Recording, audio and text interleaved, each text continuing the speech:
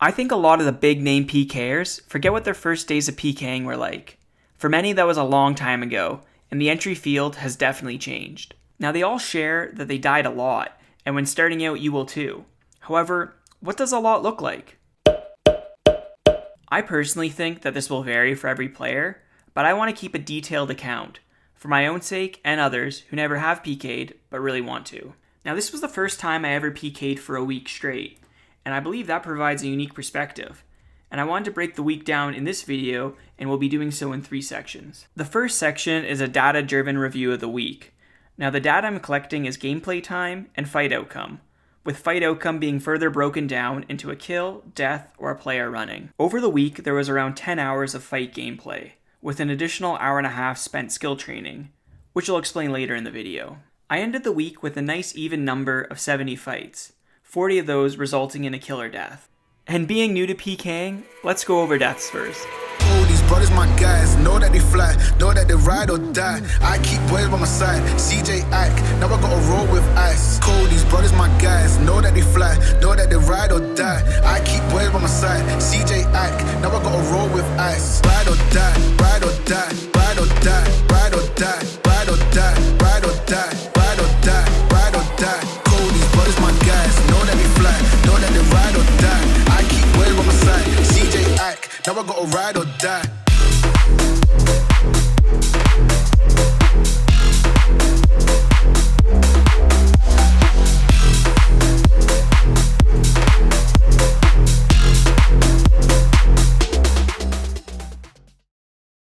So yes, I ended the week with 13 kills, 27 deaths, and the remaining 30 fights ending with someone running. I definitely have mixed feelings about this, and really holding on to when I began entering a positive kill-death ratio. I've also created this visual overview of the week, and I'll be referring back to it while going over the second section of the video. You're welcome to pause and look over it, and also drop a like if you're enjoying the video so far.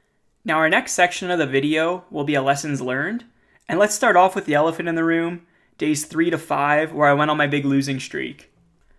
I was definitely not being mindful of my hit points during this time, and taking unnecessary risks. Looking back, I see I was camping way too low of a hit points level, because there's a difference between your opponent stacking you out fairly and then you just being dumb and dying. I think it's noteworthy though that out of the 30 fights that ended with someone running away, I only accounted for 3 of those. Now the fact that I outsustained 90% of my opponents, I think was factored to me sitting at this lower hit points level, dealing damage where they would be eating. My takeaway though is converting this information into more kills. I also got advised about knowing your max damage hits. Now this is a really important concept because most of your kills in a fight come from KOing your opponent. And knowing your max range and melee damage will give you greater KO potential. For example, my max range damage went from 9 to 10 over the week, and with my 2-hand, 14, later 15. So this combined stack damage was equivalent to 23 and then 25. It's basic math at this point. By keeping your eye on your opponent's health, you'll know when it's even worth going in for a KO stack, increasing your kill potential. Now, you're welcome to share your thoughts in the comments about this next part, because I'd say it's controversial. If you're playing on a third-party client, you can view your opponent's stats, so I began doing this to better gauge my opponent's max damage stack potential, and this came after I got spanked, because this one guy stacked me out for a 29, and at that time my max stack was a 23. And looking at my opponent's stats, I noticed a lot of the accounts had much higher range and strength levels than me, but were in my same combat bracket. This is because these accounts have been built in pay-to-play using pay-to-play training methods. Now this allowed them to get these levels while not training hit points, keeping their overall combat much lower. I personally wish there was a free-to-play integrity to free-to-play PKing. However, optimization is part of the game. I'm conflicted myself weighing doing this to my account as well. And like I said when I started this point, let me know your thoughts about it in the comments. So I also got really tired of running back to Edgeville from Lumbridge. Yes, I know I could get 25 mage as like a budget way to shorten this run, but personally I was using that time as a way to collect my thoughts. It ended up becoming more tedious than anything though, so if you have money, you can actually pay Christilla and Edgeville 5 mil to move your death spawn from Lumbridge to Edgeville. Now I ended up doing this because it's just a small quality of life to help with the re-gearing process. And the last lesson learned is dealing with trolls. Now I only had one person freak on me during this time, and it definitely got in my head. As you can see, I started typing away during this fight, ended up dying, so I was tilted and logged after that. But when I was talking to my brother about it after, he kind of joked and laughed, saying it was probably like a strategy, like a mind game strat. Who knows?